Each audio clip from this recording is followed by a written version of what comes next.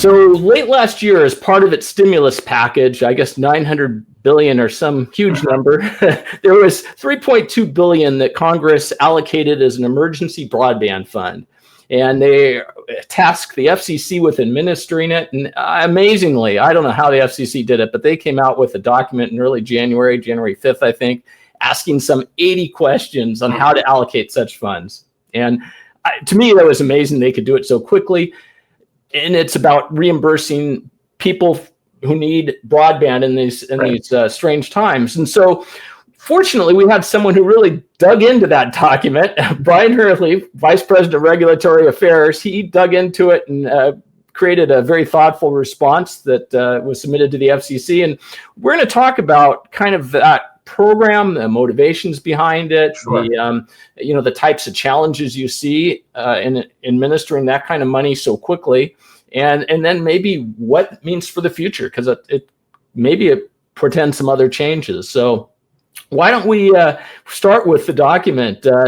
There's 80 questions that I think 82 questions I identified. After studying it, what are some of your thoughts? And maybe before we even dive into the program, why don't you give us a thumbnail of ACA Connects and your members for those who aren't aware?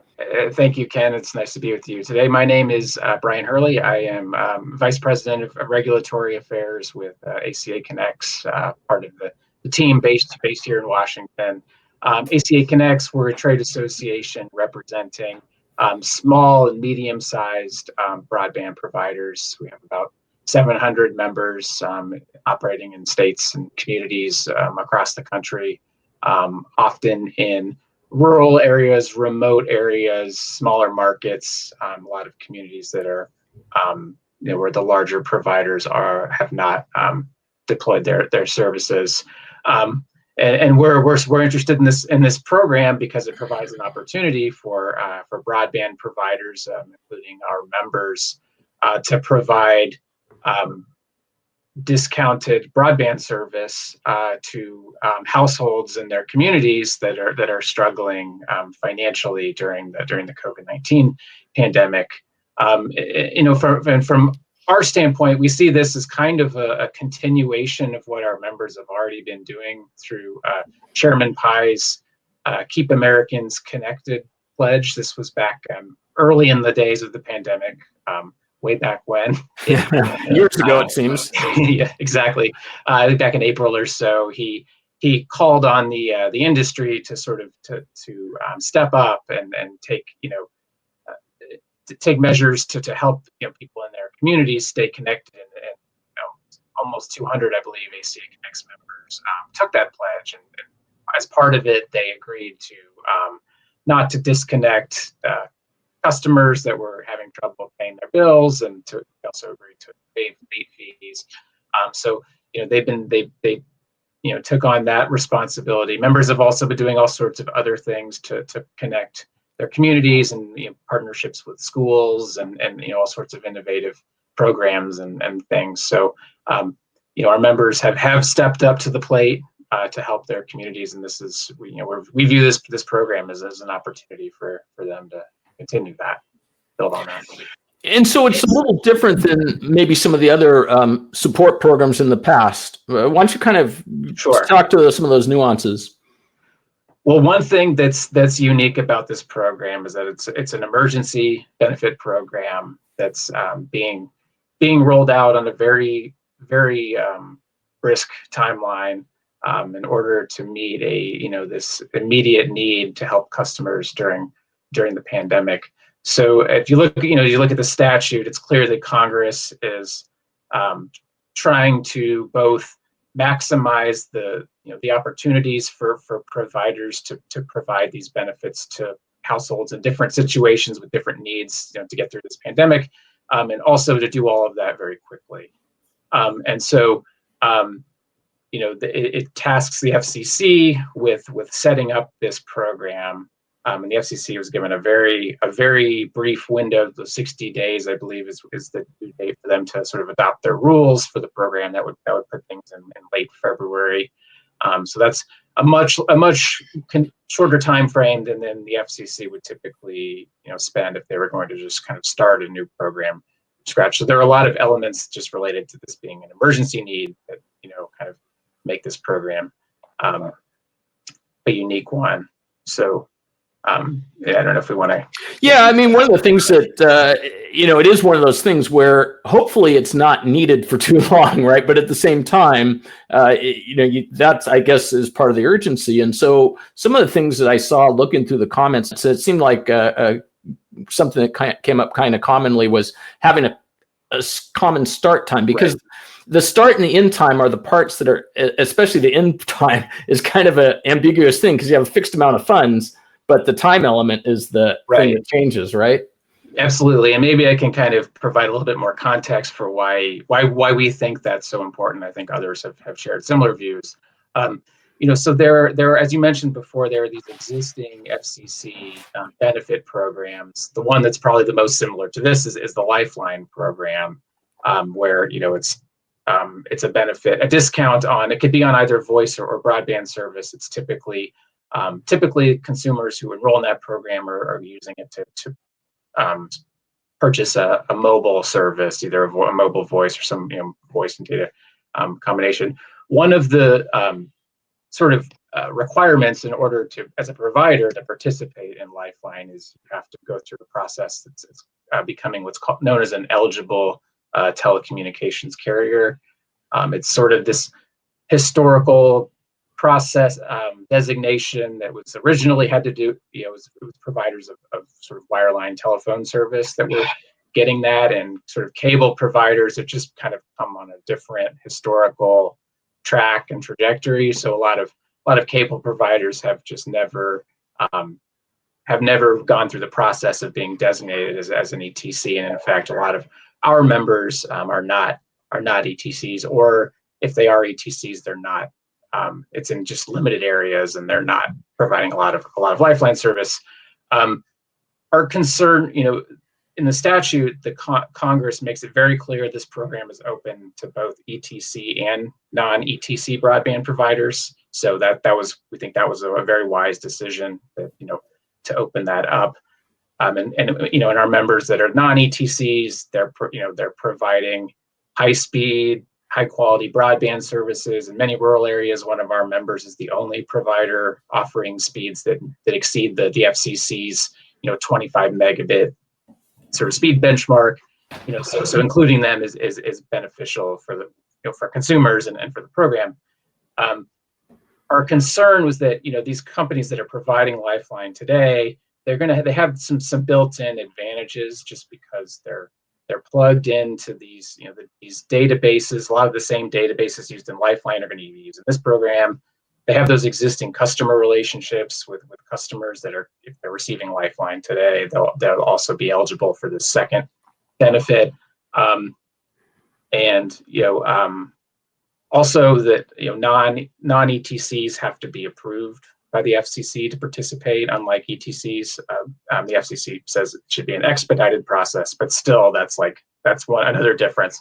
So our concern is that, kind of putting all that together, if the ETC providers are given sort of the first crack at signing up customers and starting to consume the funds, and as you mentioned, we don't know how long the money is going to last, that will sort of, the non-ETCs looking on from the sidelines are going to say, I don't know if this is really worth it for me to get involved if I'm not getting, if I'm getting second class treatment, and companies will stay on the sidelines, and that will ultimately leave the eligible households are the ones that will be left worse off because they'll have fewer options. And that'll be that dynamic will be particularly bad in really rural areas where the wireline non-ETC that's staying out is a smaller provider that's offering these, high-speed services. So. And as you point out, they may be the only one with the ability to provide that broadband. And if they stay out, then the people who really need it wouldn't necessarily be able to get the service.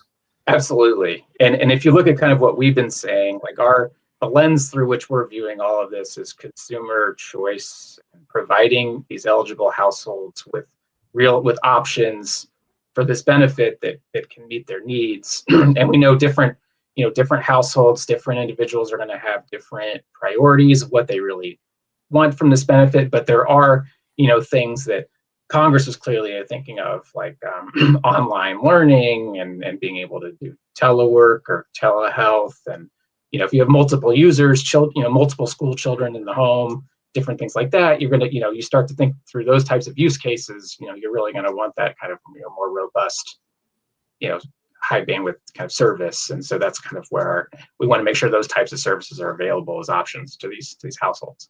The other thing, and I don't know if, how far you've dove into this part of it, the actual implementation, if you've talked to any of the billing folks and stuff like that, but I would imagine this is the type of thing you probably could do a temporary workaround, but ideally you probably have to have some interface in your billing system that flags the user so okay, these people are on the program, and because I'm sure you'll have audits and so forth potentially, right? So any field for that kind of administrative back end? Implementation is going to be a big part of this. It's definitely something we've been thinking of. We addressed it in our comments. We actually sort of joined forces with some other associations that also represent non-ETCs type providers. So we've all kind of realized this is going to be potentially a big piece of it.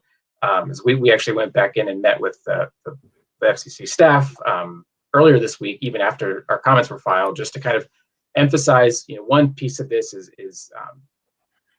there's this group company, USAC, the Universal Service Administrative Company. They administer the universal service programs, including Lifeline, and that same body is going to be charged with administering this new program.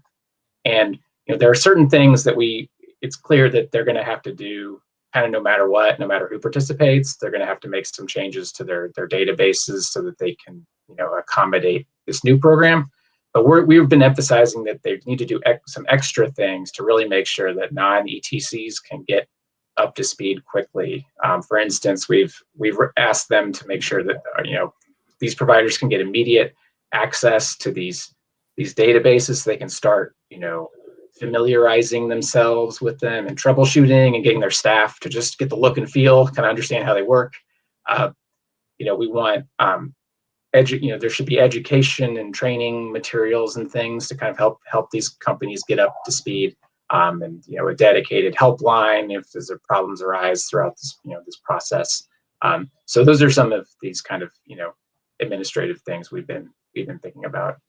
Yeah, and I guess it's the national verifier database or whatever. And one of the questions, are you seeing any concern from the operators as far as potential liability if someone gets through who's defrauding the system or whatever, or cheating the system to no fault of the operator, but maybe they didn't have something implemented, they didn't have an I dotted or a T crossed or something. Is that another concern?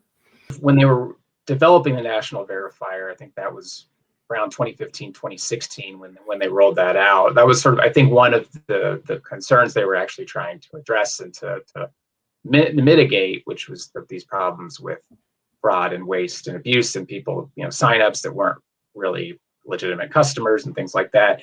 And I think the national verifier in part is intended to be a way for providers to go through this process. For this process to happen, it's really the customer doing it without the provider taking on that liability. But we do want to an important piece of this though is if for our members that are wanting to participate and use this national verifier, we want to make sure that they understand what they're doing and they're using it properly and all of that. So that's that will be an important piece of this. It gets back to that education. Yeah, and that's, I did notice one of the comments from one of the other groups suggested the actual incorrect nature of the database is like 2.7%. It's much lower than other types of programs, apparently. Right, and I think one thing the FCC will be mindful of, I think, as they roll this out, is that this is all being done on an expedited basis, on an emergency basis. There is a provision in the statute that there's a safe harbor that protects providers from liability for sort of good faith type mistakes. But that is one of the challenges. The other thing you mentioned I thought was interesting is working with the schools to reduce the administrative burden, and that's clearly the operators are already working with schools, so maybe you can expand on that. If you look at the statute and kind of how this all fits together, it's clear that that Congress had in mind some specific types of arrangements that are out there today to help people in need during this crisis. And I think they wanted to encourage those and to sort of incorporate those into this program. And one that's relevant to ACA Connects and our members is we have some members that have entered into partnerships with schools and school districts in their communities in the midst of this pandemic to provide broadband connections to school children who didn't have broadband at home, so that they could continue to participate in their online learning. And the statute sort of provides a process for providers to verify eligibility of those students, their households, through the school. If the students are participating in certain federal programs, school lunch, and the like. One thing we suggested in our comments we think would benefit the program is to give providers some flexibility in how they offer the benefit. So, for instance, if one of these providers that has one of these relationships in place today with a school, they may be able to provide a benefit sort of targeted, aimed at helping school children, and kind of they could kind of get, that would be a relatively light lift for them given what they've already got in place, but to actually provide the benefit based on all of the possible criteria for eligibility, then they'd have to incur lots of upfront capital costs and then the risk that it wouldn't pan out for them. So we encourage the FCC to provide some flexibility for providers to they have these sort of more limited tailored programs to sort of be able to use those through this broadband benefit for the benefit of customers that are eligible for those programs. I've been thinking about, since this hit and since I've seen some of your operators working with schools and so forth, is the idea of almost the school creating kind of a bulk broadband package that is school oriented. So it's school content that, it's kind of that walled garden that they would have in school extended to the home. And maybe that is provided at this discounted rate. Anyone could get it. Of course, it would be limited, so you wouldn't be able to get on the Twitter sphere and everything like that. But it'd be this back to the walled garden from 30 years ago with what they were doing over cable in the early days. Any thoughts about that kind of program, which would be a little different than that? Yeah, I mean, I think just as we haven't really spoken to that particular type of program, in our comments or in our conversations today. But I think generally, kind of taking a step back, we really we want there to be flexibility for people to do these programs in a way that's going to get the benefits out there quickly to the people that need them, with the right safeguards in place. We recognize that's important, and we want to protect the fund from waste and abuse. And to do so, if people have existing either programs or things in place, or that they could roll out quickly, and that they can kind of check the boxes of targeting at the right households and all of that, I think then we think the FCC should be sort of the mindset the FCC is taking with this, is to sort of kind of maximize those options. From a technology perspective, are you seeing it being a technology neutral solution as well, whether it's mobile or whether it's fixed or fixed wireless, fiber, whatever? Yeah, so I mean, as we're looking at the statute, I think it's pretty clear this is a program that's open to broadband providers, kind of regardless of technology, fixed versus mobile, wireline versus wireless, et cetera, et cetera. And our lens, kind of as we've been doing this, as I said, is sort of giving households choice to kind of select the type of broadband service that they need.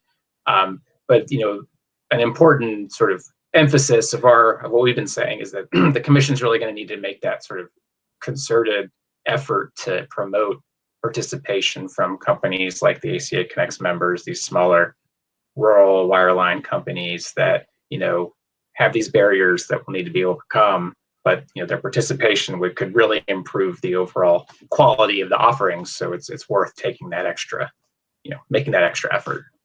Well, and you also pointed out that it would really be important for the FCC to kind of have this good housekeeping seal, if you will, on the official providers. So there aren't scam artists out there, saying, hey, we can provide this, and then they just take the money or something.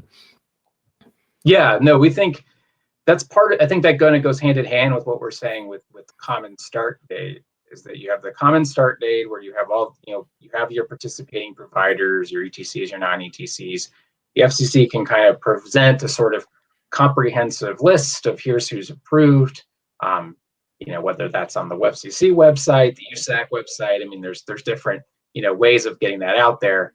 But this sort of gives customers, they kind of have the range of, they have their options in front of them, and they can kind of compare and contrast, and they can kind of see what's available and what, what fits best. I think another interesting thing when it comes to sort of making people aware of this benefit and what the options are is there's been a lot, you've clearly been through the comment record, and you've seen, there's been a lot of engagement from public interest groups, community-based groups that I think are eager to get involved and to try to think of ways of sort of promoting that awareness of the benefit. That's like another challenge that's, kind of separate from getting the providers set up. It's sort of, if you build it well, you will getting them to actually come. Yeah. And so I think there's an important role for those, those types of organizations to play as well. That makes sense. I mean, because they're oftentimes in the community with the people who need the service. The other part of this is that it's not just for the service. Potentially, it's money that can be used for devices as well. Mm-hmm. So why don't you talk to that for a moment? In setting up this program, Congress provided, there's kind of two sort of components of the benefit, what providers can get reimbursed for. I'd say kind of the primary piece of it is the actual broadband service, and you can get, it's up to $50 a month per household. But then there's also the opportunity for broadband providers to get reimbursement for what they call a connected device, which in the statute that refers to like a tablet or a laptop, computer. So I think that's ideal for sort of the student learner who needs the device so they can participate in their homework, or I'm sure there are other uses as well. I know there are some existing programs out there today, especially from some of the larger broadband providers, where you can sign up for low-income customers can sign up for a reduced price service, and then also you can get a device as part of that. And I suspect Congress had those kinds of programs in mind when it included this. It's an interesting sort of extra piece of this.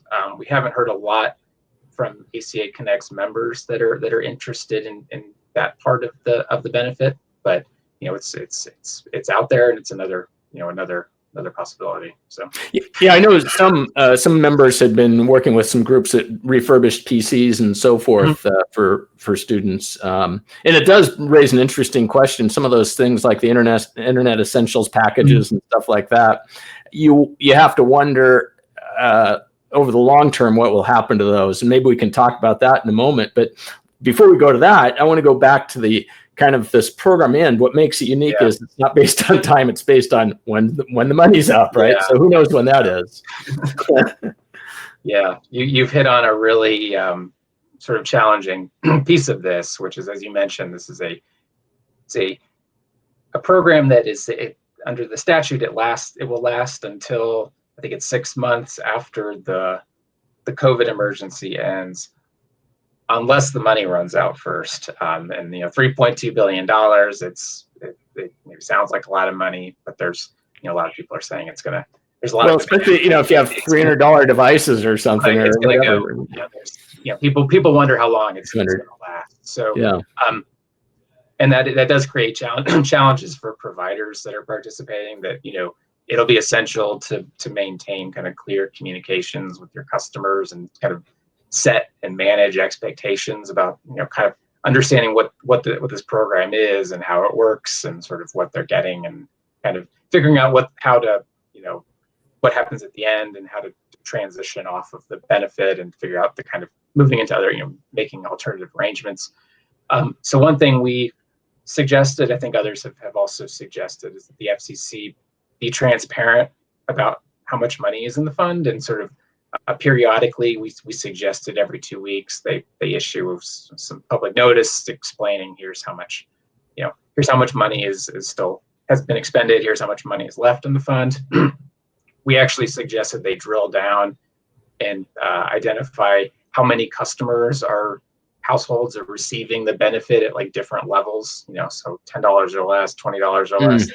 So that way you get not just the static picture of how much is there, you can kind of project forward if you kind of know the trends, if like how many households have signed up, they're probably going to stay signed up through end of the program, and you can kind of do that.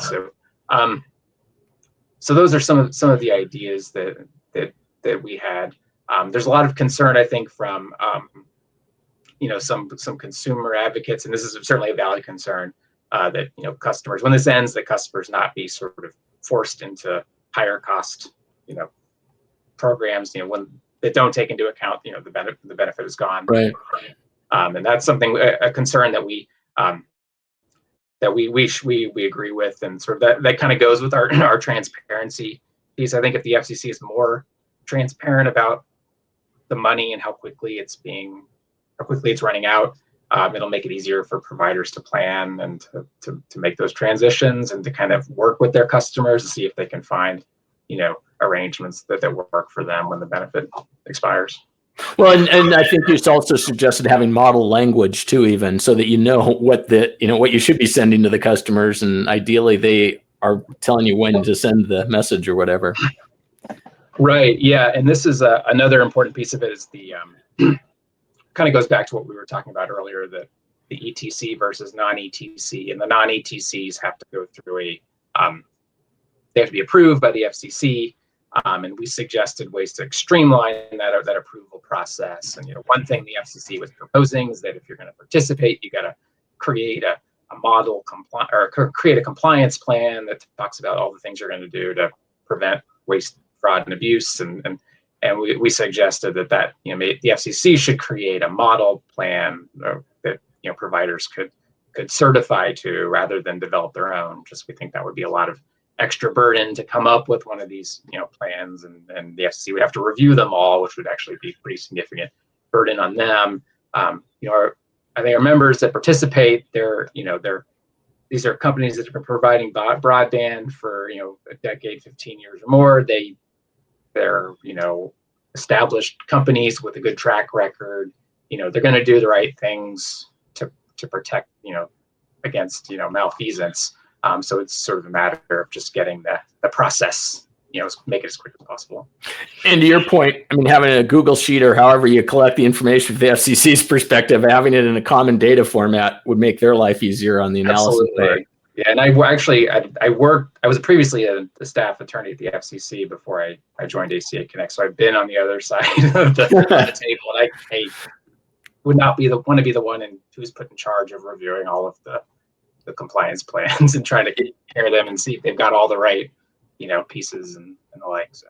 Yeah, no, that would have to be a challenge. And I would imagine that it's, record keeping is going to be a challenge, but, have you, in talking to your members, do you have any idea of, what percentage might be interested in participating? Or is it too soon to say? It's really difficult to say. I mean, right now we're focused on sort of kind of creating the path for people to participate that are interested in sort of maximizing the opportunities with all the things we've talked about, with the streamlining the process and the getting into USAC and that. We've heard, we've spoken with, we haven't done a formal survey or anything like that, but we've spoken with quite a few members, and there's certainly a lot of interest in the program.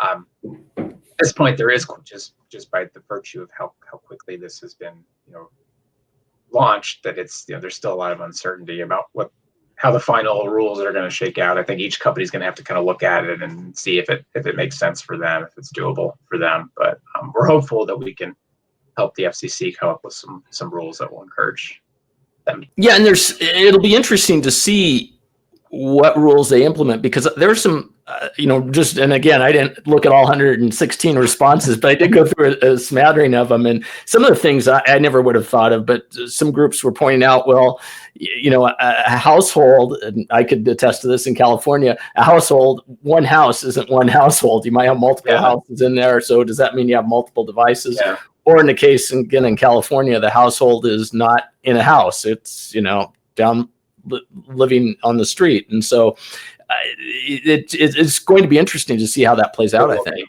It will be, yeah. There are a few sort of questions like that where you get into these kind of sort of borderline cases where how do you define a household, and these kinds of things, and it'll be yeah. And then from a device perspective, I was just thinking, my gosh, what does the Buy American executive order mean now, right?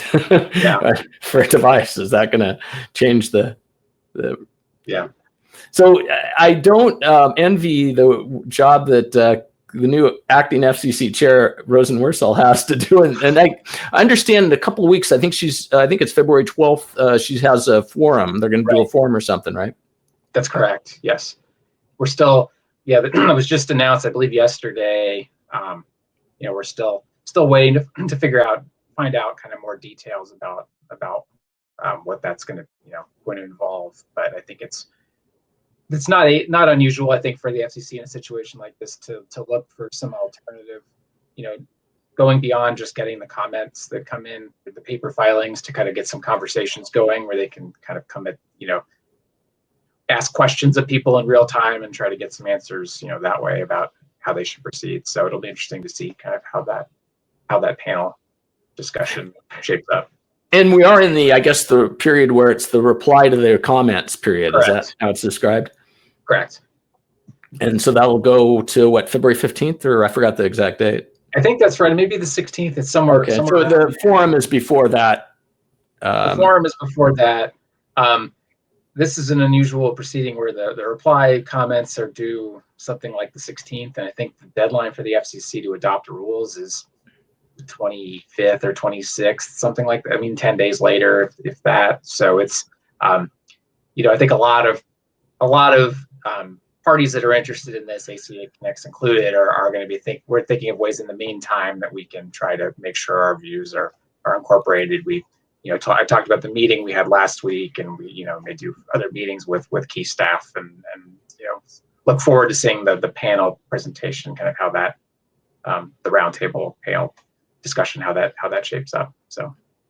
Well, and so you probably won't want to speculate too much about the future and what this might mean, but I'm wondering if it means something different as far as how broadband is provided to people who are less fortunate, I guess, is the one way to put it. I mean, it seems like several of the comments, blogs from Verizon, AT&T, both seem to be saying, well, maybe we should have more of a broadband voucher approach to how we do this. What are your thoughts on, is this kind of a base for something else?